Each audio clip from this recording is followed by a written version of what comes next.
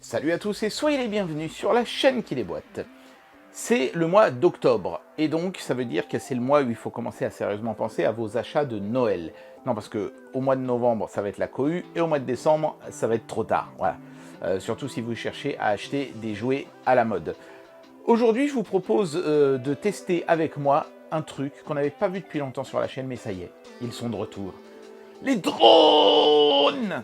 Vous savez, j'adore dire drone, moi je sais pas pourquoi. Les constructeurs sont en train de faire un peu sur les drones ce qui se passe déjà depuis plusieurs années sur les voitures téléguidées, une surenchère de fonctionnalités. Ils vont rajouter des trucs en plus sur le drone pour essayer de se démarquer de la concurrence. Et c'est le cas de celui-ci qui propose de faire un petit spectacle lumineux dans le ciel. Vous savez, c'est commun en ce moment de remplacer les feux d'artifice par des spectacles de drones où on fait voler 200 ou 300 drones. Et bien là, vous avez la même chose, mais sur un seul drone. Voilà, vous pouvez faire votre petit spectacle lumineux tranquillement à la maison. Est-ce que ça marche? Est-ce que ça vaut le coup? C'est parti pour le test. Allez, c'est parti pour le test donc du Flykit Deformed Light Drone. Flykit a vraiment beaucoup insisté pour que je teste ce produit. Ils ont l'air d'en être particulièrement fiers. Bon, moi, je pense que ça va être un peu, vous savez, dans le même acabit que ces toupies chinoises avec des petites LED qui font des petits dessins quand elles tournent. C'est rigolo, hein, soit dit en passant. Voilà, maintenant, l'intérêt ici, c'est d'avoir intégré ça sur un drone. En fait, vous avez un anneau de LED ici et un axe qui traverse le drone avec un petit moteur en plus de ceux qui font voler le drone, qui vont faire tourner cet axe-là et générer des petits effets de lumière comme indiqué ici. Sur l'arrière de la boîte, on peut voir la petite commande qui a énormément de boutons, dont des boutons évidemment qui sont là pour gérer justement ce système de loupiote. Ça reste néanmoins un drone jouet, vous vous en doutez, vu la taille et le poids de la boîte. C'est pas un truc qui a vocation à permettre de faire du vol sérieux. On va regarder ce qu'il y a dans la boîte. Ça va être assez rapide, je pense. Donc, en tout cas, c'est bien calé dans du plastique. On a le drone en lui-même. On va y revenir dans un instant.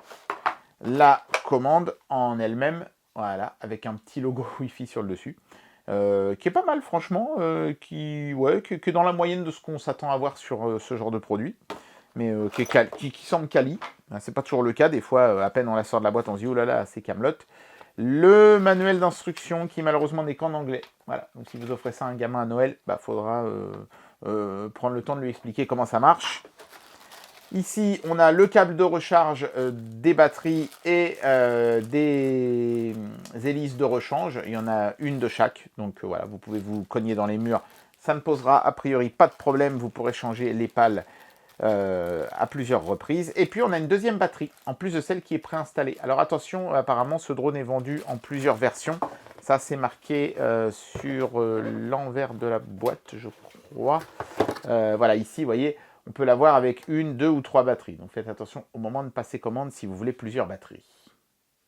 Allez, on va regarder l'objet de plus près. D'abord la commande, qui est bien faite parce que les boutons ont tous des petits symboles. C'est pas toujours le cas, hein. Parfois les boutons ils sont comme ça et puis c'est à vous de vous souvenir de ce à quoi ils correspondent. Mais là par exemple, on peut voir qu'avec ce bouton-là, on pourra régler la vitesse du drone. Ce bouton-là permet de faire revenir le drone à son point de départ pour qu'il réatterrisse à cet endroit-là. Ici, bien sûr, le bouton pour allumer et éteindre les lumières. Et puis les petites flèches ici, c'est pour faire du trimming, hein, c'est pour essayer d'ajuster votre drone en avant, arrière, gauche, droite, et ici en altitude. Les sticks, bien sûr, pour contrôler la direction et l'altitude. C'est un drone qui maintient son altitude, c'est pour ça que le stick de gauche revient au centre.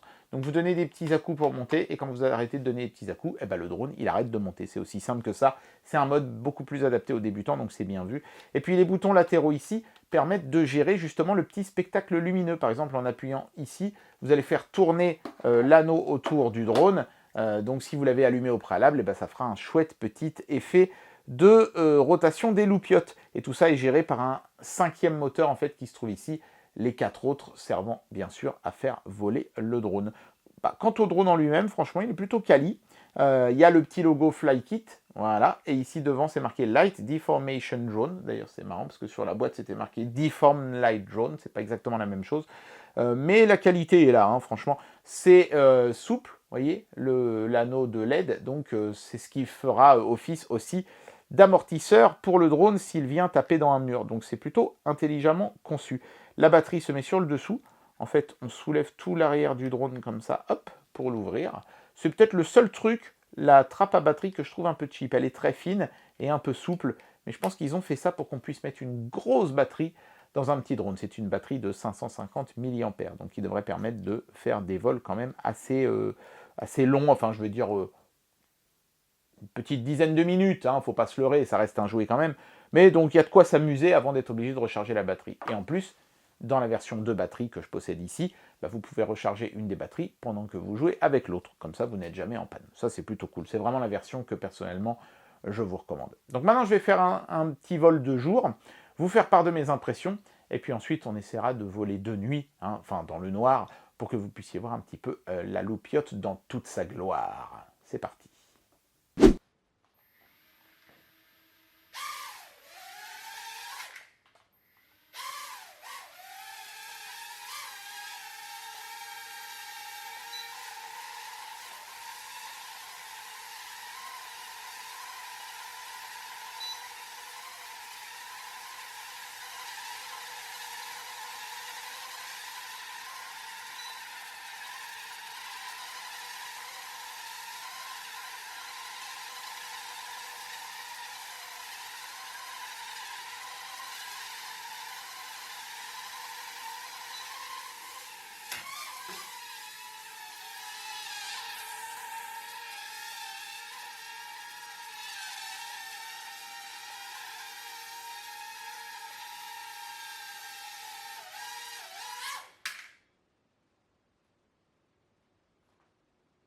Voilà, vous venez de voir un vol de jour court, hein, c'est pas la peine de voler longtemps hein, pour me faire une première idée, mais ce que je peux déjà vous dire, c'est que ce drone bah, se comporte comme je m'y attendais, hein, c'est un drone jouet, donc ça fonctionne plutôt pas mal. En termes de maintien de l'altitude, c'est bon, c'est le plus important hein, pour un drone jouet.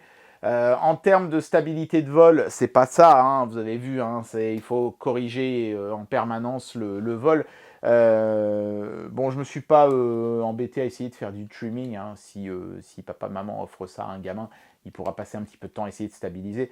Mais de toute façon, vous n'aurez jamais un vol 100% stable sur un drone de ce prix-là. Il ne faut pas se leurrer. Voilà, si vous voulez un vol super stable, il faut acheter un drone à plusieurs centaines d'euros. Ce genre de petit jouet, c'est là pour s'amuser. À la rigueur, c'est même presque plutôt mieux que ce soit pas stable parce que bah, ça vous oblige à tout le temps jouer de la télécommande plutôt que de juste être statique. Donc non, en tout cas, moi j'ai trouvé ça amusant. La loupiote, ça fonctionne, hein, c'est plutôt joli. Maintenant, le petit problème, c'est qu'évidemment, bah, comme c'est un truc qui tourne en plus du drone, le temps que le drone comprenne ce qui se passe et compense, bah, il part un petit peu à Babelwed. Hein. Vous avez vu là, j'ai failli je crois même que j'ai touché le mur. Bon, ça n'a pas eu d'incidence sur le vol, j'ai pu revenir ensuite. Mais évidemment, quand ce truc-là se met à tourner, bah, ça crée une force centrifuge dans la direction, je pense, verticale, qui fait partir un petit peu le drone droit devant, alors qu'on voudrait qu'il reste stable. Bon, ça évidemment, sur un drone plus cher, ils auraient peut-être pu essayer de le corriger. Sur ce genre de petits jouets, bon, ils se sont dit, du moment que ça reste contrôlable, c'est suffisant. Et c'est le cas, hein, on y arrive quand même. C'est bien, moi j'aime bien, je trouve que c'est une bonne initiation au drone, et en plus le truc du petit spectacle lumineux est sympa. Mais on n'a pas pu forcément bien s'en rendre compte de jour, donc maintenant on va faire un vol de nuit pour voir ce que donnent les loupiotes dans le noir. C'est parti.